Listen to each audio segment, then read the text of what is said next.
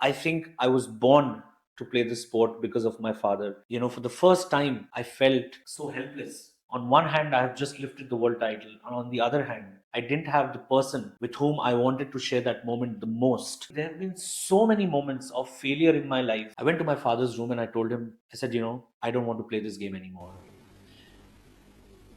There is only one father and son duo to be the world champions in the same sport, anywhere in the world, in the modern era. Here with me today is Sourav Kothari, three-time World Billiards Champion, who just won his third title and who, with his late father, Shri Manoj Kothari, is the only father and son duo to win the world champion in any sport, anywhere in the world of the same sport, billiards. So, I want to ask you, what was the single defining moment where you knew that billiards is destined for you and you would 100% surely become a professional billiards player when you grow up? So, Annanmay, thank you for that lovely introduction. And, I was just 6 years old when my father won the world title in 1990. The final was live on Doordarshan, and Doordarshan was the only channel in our television that time, back in 1990. He was live playing the finals on that channel for almost 8 hours over 2 days.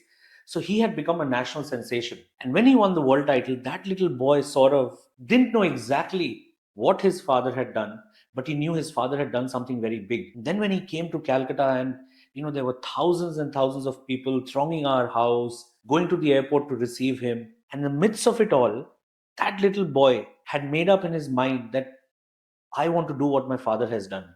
And thanks to, divine intervention, my genes, I think I was born to play this sport because of my father. And it was very natural for any son, to look up to their father and try to emulate what he did. And by the blessings of the Almighty, and of course, with my parents' support and love and affection, I was actually able to become a world champion like my father 35 years later in 2025.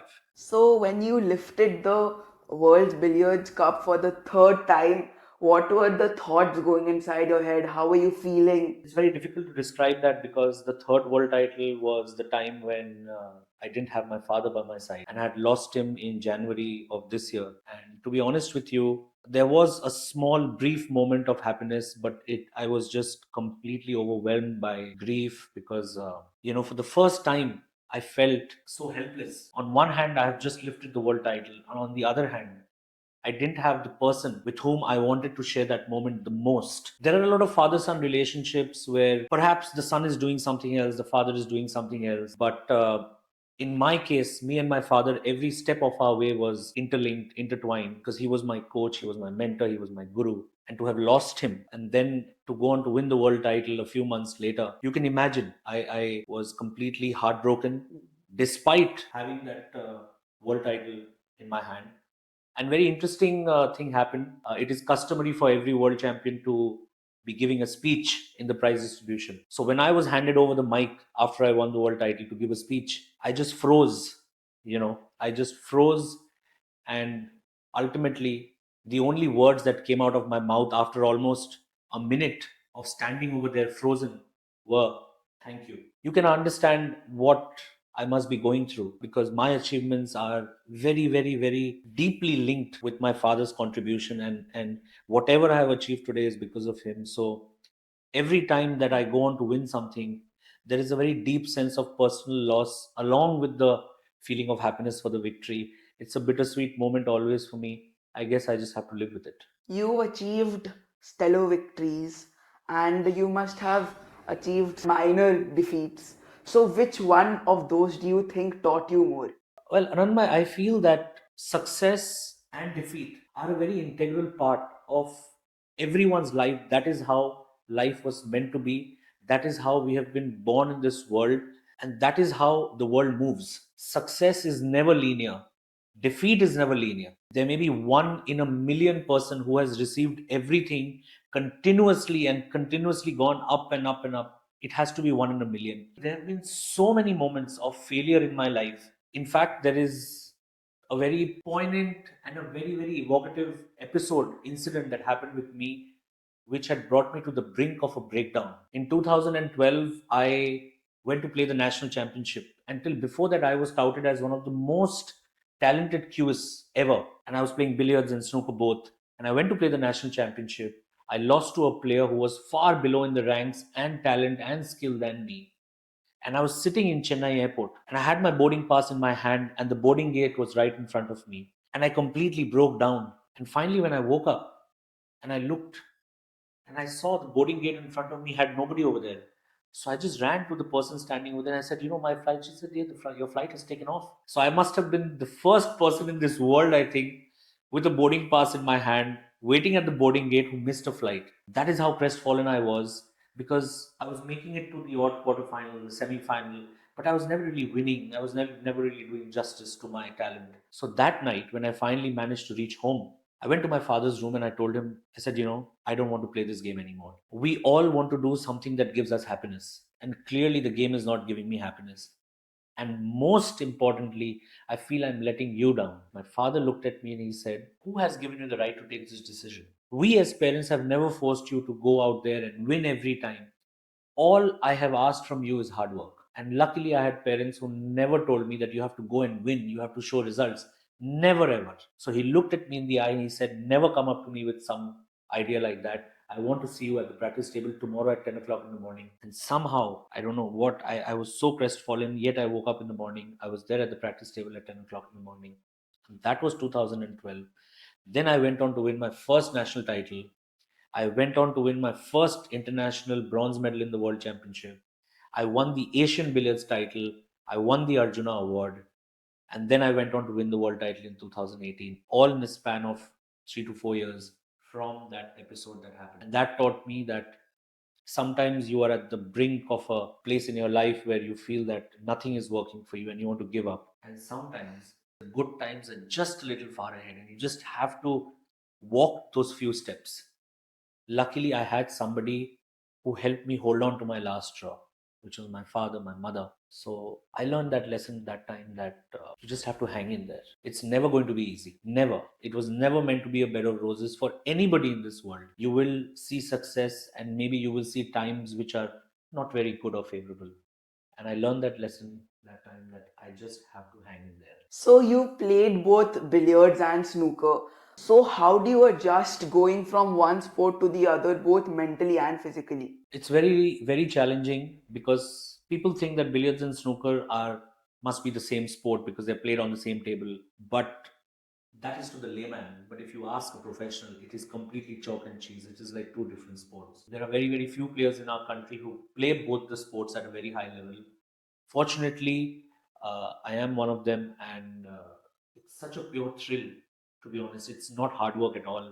It's pure thrill to be shifting between both the games and to be doing it as quickly as you can because I may be having a billiards tournament today, finishing it, and I may be flying to play a snooker tournament the next day.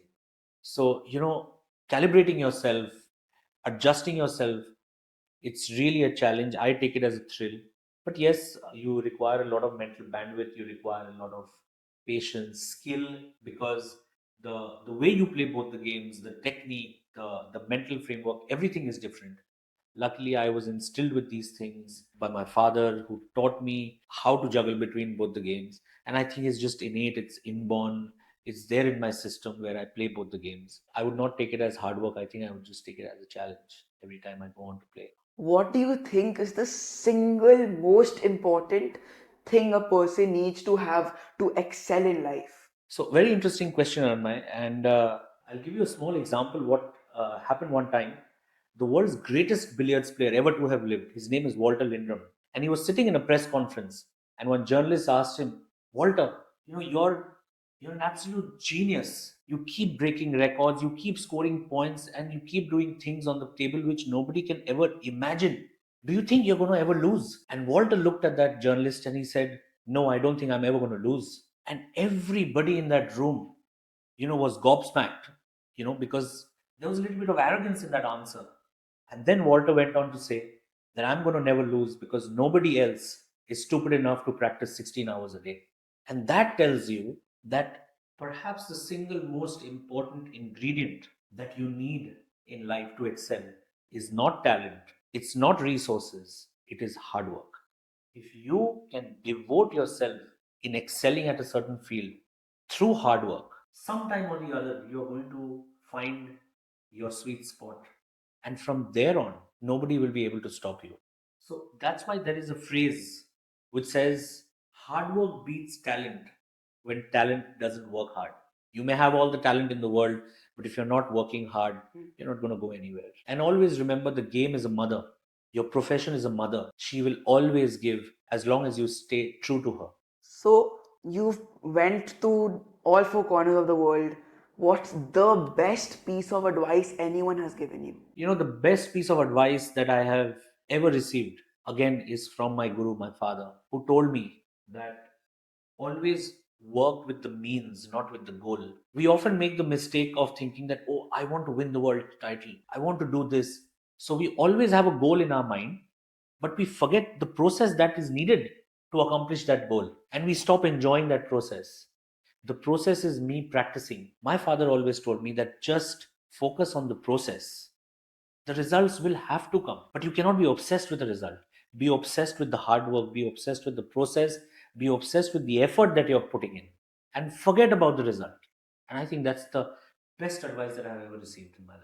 In Q Sports, while you're sitting, you may have to wait for 20, 30, maybe 45 minutes before you even get a chance to play. And so, what goes through your head during that time?